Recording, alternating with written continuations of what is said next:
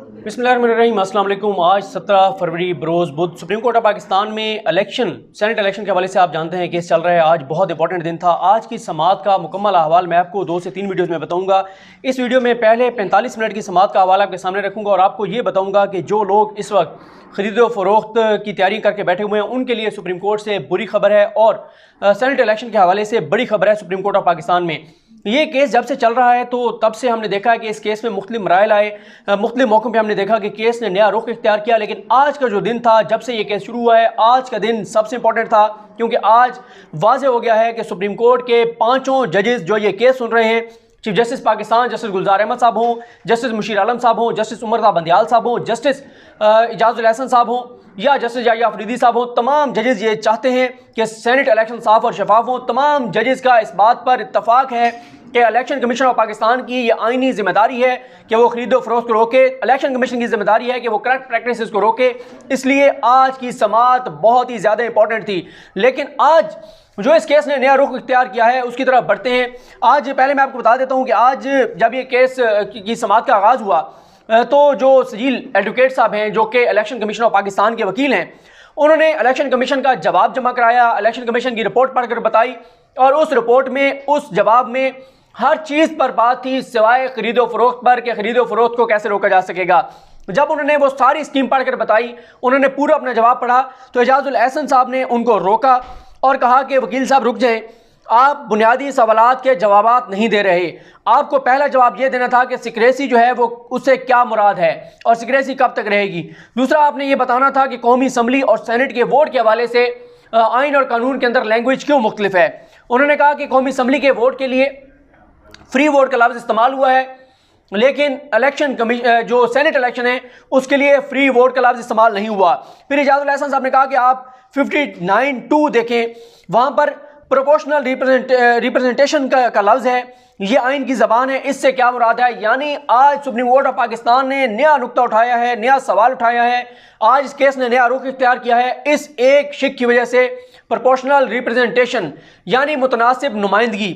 इससे मुराद अदालत ये ले रही है कि जब किसी जमात के MPs पता है कि उसके इतने MPs हैं तो सेनेट में भी उसकी नुमाइंदगी उतनी ही सीटों पर होगी जितने उसके वोट बनते हैं। ये मुतनासिब नुमाइंदगी है और अगर ये मुतनासिब नुमाइंदगी नहीं होती तो इलेक्शन कमीशन ऑफ पाकिस्तान की नाकामी है। और आज सारी की सारी समाअत सिर्फ इस एक नुक्ते पर जारी रही।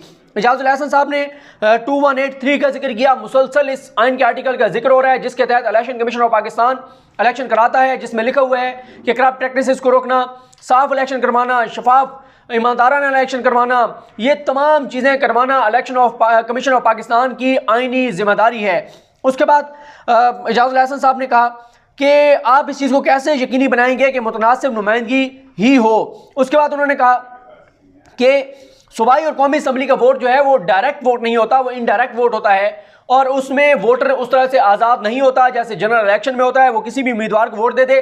जब कोई MPA MNA पार्टी के टिकट पर मुंतखब होता है तो उसके बाद वो पार्टी पॉलिसी के तहत भी पार्टी पॉलिसी को फॉलो करने का जिम्मेदार होता है और अपने हल्के के अवाम को भी जवाबदेह होता है कि उस हल्के के अवाम ने उसको जिस पार्टी के टिकट की वजह से वोट दिया है उस पार्टी के पॉलिसी को फॉलो करने का वो पाबंद है। उसके बाद उन्होंने कहा कि सेनेट इलेक्शन के वोट के लिए फ्री वोट का लफ्ज़ इंटेंशनली निकाला गया है और ये जो सिक्रेसी है ये क़यामत तक नहीं होगी, ये लामहदूद नहीं होगी। इलेक्शन कमीशन ऑफ पाकिस्तान का ये मौक़िफ़ है, वही इलेक्शन कमीशन ऑफ पाकिस्तान का मौक़िफ़ है जो PDM का मौक़िफ़ है कि सेनेट इलेक्शन में MPA या MNA जो वोट डालेंगे वो क़यामत तक कोई नहीं देख सकता, वो लामहदूद वक्त के लिए है। सवाल ही पैदा नहीं होता कि कभी कोई उस वोट को खोल कर देख सके कि किसी MNA या MPA ने किसको वोट डाला है, किससे पैसे लिए हैं। इस सारे मामले में इस सारे मामले को कोई भी नहीं देख सकता। ये इलेक्शन कमीशन ऑफ पाकिस्तान का मौक़िफ़ है।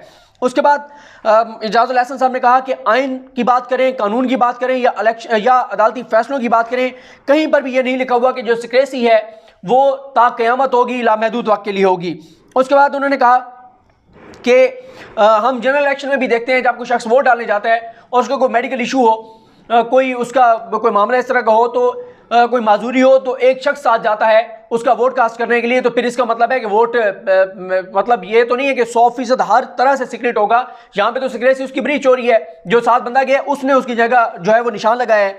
फिर उन्होंने इसी तरह कहा कि इलेक्ट्रॉनिक बैलेटिंग में भी आप देख लें, इंटरनेट वोटिंग की आप बात कर लें, तो ये चीज़ें ट्रेसेबल हैं या नहीं है। तो इलेक्शन कमीशन के वकील ने कहा कि ये ट्रेसेबल नहीं है, लेकिन इजाजुल हसन साहब ने कहा कि आप जो साइबर एक्सपर्ट हैं उनको अगर बुलाएं तो वो तो एक कंप्यूटर से किस कंप्यूटर से मैसेज जनरेट हुआ ये भी निकाल लेते हैं, तो ये ट्रेसेबल है। लिहाजा जो सिक्रेसी है वो लामहदूद वक्त के लिए नहीं है, उसको देखा जा सकता है। और आगे चल के उन्होंने कहा कि उन्होंने दोबारा कहा कि अगर मुतनासिब नुमाइंदगी नहीं मिलती जमातों को सेनेट ऑफ पाकिस्तान में, तो ये इलेक्शन कमीशन ऑफ पाकिस्तान की नाकामी है और वो इलेक्शन कमीशन ऑफ पाकिस्तान अपनी आईनी जिम्मेदारी पूरी करने में नाकाम तस्वर होगा। मुशीर आलम साहब ने हवाला दिया एक सेक्शन का 178 था या 178 था, मैं आवाज़ से नहीं सुन सका, लेकिन उन्होंने कहा कि अगर ये आप पढ़ लें तो सिक्रेसी का मसला हल हो जाएगा। और उसके बाद चीफ जस्टिस पाकिस्तान ने कहा कि वकील साहब आपको समझने की कोशिश करनी चाहिए कि यहाँ पर प्रोपोर्शनेट का लफ्ज़ क्यों है, मुतनासिब नुमाइंदगी का लफ्ज़ क्यों है, इसका मकसद क्या है, इसका तस्वुर क्या है। और फिर उसके बाद उन्होंने कहा कि आप ये पढ़ें वही जो जिस कानून का जिस शेख का हवाला दिया था मुशीर आलम साहब ने, उनको ब्लैक लॉ डिक्शनरी दी गई और कहा गया इसकी तारीफ़ पढ़ें कि मुतनासिब नुमाइंदगी की तारीफ़ क्या होगी। उन्होंने वो तारीफ़ पढ़ी और फिर कहा गया सिक्रेसी के हवाले से मुशीर आलम साहब ने जो कहा था वो शिक्की का कही थी और चीफ जस्टिस पाकिस्तान ने मुतनासिब नुमाइंदगी की तारीफ़ के लिए ब्लैक लॉ डिक्शनरी की किताब उनको दी और कहा कि ये आप पढ़ें। और अदालत ने यह बात वाज़ेह किया कि जो सिक्रेसी होगी वो सीक्रेट उस दिन तक के लिए होगा ताकि उसके ऊपर कोई दबाव ना डाले, वो आज़ादाना तौर पर जाए बैलेट कास्ट करे, लेकिन जैसे ही वो बैलेट डालेगा बैलेट बॉक्स में वो बैलेट जाएगा, सिक्रेसी की शिक खत्म हो जाएगी, उसके बाद मामला इलेक्शन कमीशन ऑफ पाकिस्तान के पास आ जाएगा। उसके बाद चीफ जस्टिस पाकिस्तान ने कहा कि अगर कोई सियासी जमात अपने तनासब से ज़्यादा वोट लेती है तो फिर इलेक्शन कमीशन ऑफ पाकिस्तान क्या करेगा। क्या आप पाकिस्तान के इलेक्शन की सेनेट इलेक्शन की तारीख नहीं जानते कि यहाँ पर क्या हो रहा है। जिस पार्टी के अगर 10 लोग मुंतखब होने थे और 15 हो गए तो इलेक्शन कमीशन इस पर क्या करेगा। आज तक कितनी सीटें जो हैं वो इस तरह से आई, कितने बनते थे, कितने मुंतखब कराए, क्या इलेक्शन कमीशन ऑफ पाकिस्तान इन चीज़ों को नहीं देख रहा। फिर इजाजुल हसन साहब ने कहा कि इलेक्शन कमीशन ऑफ पाकिस्तान तो ये कह रहा है कि चोरी होती है तो होने दें, हम बाद में चोर को पकड़ेंगे, अभी हम चोरी को नहीं रोक सकते। उसके बाद उन्होंने कहा इजाजुल हसन साहब ने कि अगर मुतनासिब नुमाइंदगी का जो कानून है, जो आइन का एक आइन की स्पिरिट है, अगर इसको इस पर अमल दरामद नहीं होता और पॉलिटिकल पार्टीज को मुतनासिब नुमाइंदगी नहीं मिलती सेनेट में, तो इससे सिस्टम कोलैप्स हो जाएगा और इससे बहुत नुकसान होगा।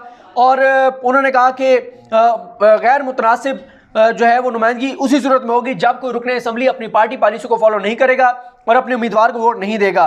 चीफ जस्टिस पाकिस्तान ने कहा कि वकील साहब को ये कहा कि बार बार आप कहते हैं कि मैं इस मसले को एड्रेस करूंगा लेकिन आप करते नहीं हैं।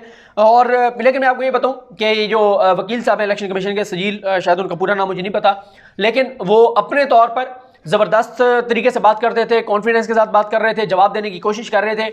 लेकिन मसला ये होता है वकील ने अपने क्लाइंट का केस लड़ना होता है, जब क्लाइंट का केस ही कमज़ोर हो तो फिर वकील क्या कर सकता है। जब उसका जो जिस बुनियाद पर वो केस लड़ रहा होता है अगर वो बुनियाद ही कमज़ोर हो, और बज़ाहिर इलेक्शन कमीशन की जो केस है वो बहुत कमज़ोर है। इलेक्शन कमीशन ठंड पुरगेम है, सोया हुआ है, पुरसकून है, कहते हैं नो टेंशन, बिकते हैं वोट, बिकते रहे, खरीदो फरोख्त होती रहे, मंडियाँ लगती रहें, जो मर्जी पैसे चला के अपने बंदे ले आए, हम नहीं कर सकते। और इलेक्शन कमीशन ऑफ पाकिस्तान ने हाथ सुप्रीम कोर्ट ऑफ पाकिस्तान के सामने खड़े कर दिए हैं, जो कहते हैं जी हम कुछ नहीं कर सकते, हम मुकम्मल तौर पर बेबस हैं। और अगर आप कराना चाहते हैं तो फिर जो पीडीएम का मुतालबा है, अपोजिशन जमातों का मुतालबा है, जो मौलाना फजल रहमान का मुतालबा है, जो नवाज शरीफ का मुतालबा है, जो आसिफ अली जरदारी का मुतालबा है, जो बिलावल और मरियम का मुतालबा है, जो शाहिद खलील अब्बासी और एहसन इकबाल का मुतालबा है, जो चकजई साहब का मुतालबा है, जो मेंगल साहब का मुतालबा है, जो एएनपी का मुतालबा है, उन तमाम पार्टियों के मुतालबे के मुताबिक आपको आईनी तरमीम करनी पड़ेगी। आईनी तरमीम के बगैर ये चीज़ नहीं हो सकती, ओपन बैलेटिंग नहीं हो सकती। उसके बाद एक मौके पर उमर बंदियाल साहब ने कहा कि वकील साहब आप हमें आइन और कानून से चीज़ें बताएं, ज़ाती अपनी राय ना दें, जो आप हमें जो भी बात करें उसके सपोर्ट में जो कानूनी बात है वो आप जो कानून है मुतल्लिक़ वो हमें बताएं। उसके बाद जो चीफ जस्टिस पाकिस्तान है वो मैं आपको बता चुका हूँ कि उन्होंने कहा कि आप ब्लैक लॉ डिक्शनरी से वो तारीफ़ पढ़ें। उन्होंने पढ़ी मुतनासिब नुमाइंदगी की तारीफ़ क्या होगी, और उसके साथ ही चीफ जस्टिस साहब ने कहा कि जब वो ये पढ़ रहे थे तो ये मैं आपको बता दूँ कि इस दौरान 1:39 पे बड़ी खलबली मची, जब बड़ी परेशानी का शिकार हो गए रज़ा रब्बानी साहब भी और पीडीएम और उनके हमायत में पाकिस्तान बार कौंसिल जो आई हुई है, जितने वकील जो इस वक्त ओपन बैलेटिंग की मुखालफत में आए हुए हैं, वो सारे बड़ी हलचल थी, बड़ी परेशानी थी और वो खड़े हुए आपस में मुशावरत की, क्योंकि नजर आ रहा था कि वो केस अब किस तरफ जा रहा है। सुप्रीम कोर्ट ये पांचों जजेस कन्विंस नजर आते हैं इस बात के ऊपर कि करप्ट प्रैक्टिसेस को रोका जाए। खैर, चीफ जस्टिस पाकिस्तान ने उसके बाद कहा कि आप वकील साहब बहुत सादा बात कर रहे हैं और आप दस्तावेजात पढ़ के और उसका जो मतलब है वो हमें बता रहे हैं। आपका काम आइन और कानून के मुताबिक दलाल देना है, आपने उसके मुताबिक अदालत की मुआमलत करनी है। पाकिस्तान में इलेक्शन की जो तारीख है, सेनेट इलेक्शन की, वो सब लोग जानते हैं, क्या होता रहा है, क्या हो रहा है, ये सब जानते हैं।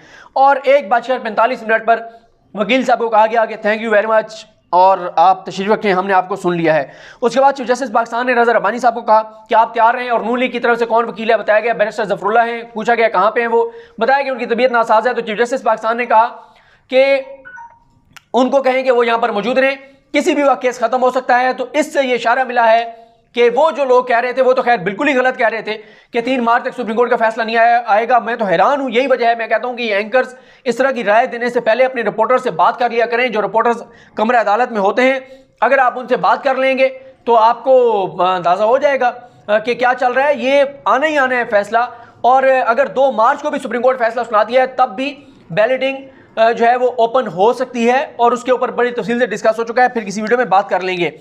उसके बाद दरमियान में मैं स्किप कर रहा हूं जो बहुत इंपॉर्टेंट दलाइल दिए चीफ जस्टिस जो अटॉर्नी जनरल पाकिस्तान है खालिद जावेद खान साहब, उन्होंने जो दलाइल दिए वो मैं स्किप कर रहा हूं, वो मैं अगली वीडियो में आपके सामने रखूंगा। जो आज उन्होंने कमरा अदालत में इंकशाफात किए हैं वो बाद में रखूंगा।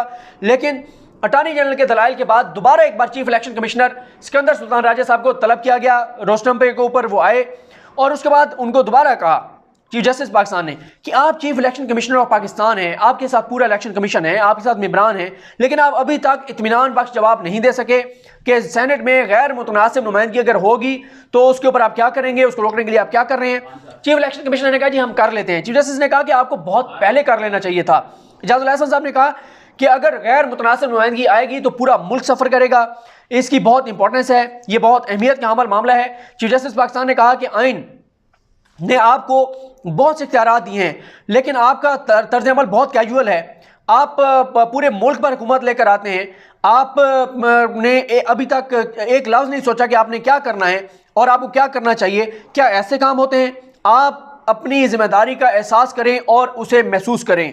चीफ जस्टिस पाकिस्तान ने कहा कि 2018 के बारे में आपने क्या किया, जो वहाँ पे खरीदो फरोख्त हुई थी, जो वीडियोज़ आई हैं, वो नताइज कानूनी थे या नहीं थे। चीफ इलेक्शन कमिश्नर ने दोबारा कहा कि हमने मुकम्मल डिस्कस किया है, इलेक्शन जो है वो सीक्रेट ही होंगे और जो है वो आईनी तरमीम करनी पड़ेगी।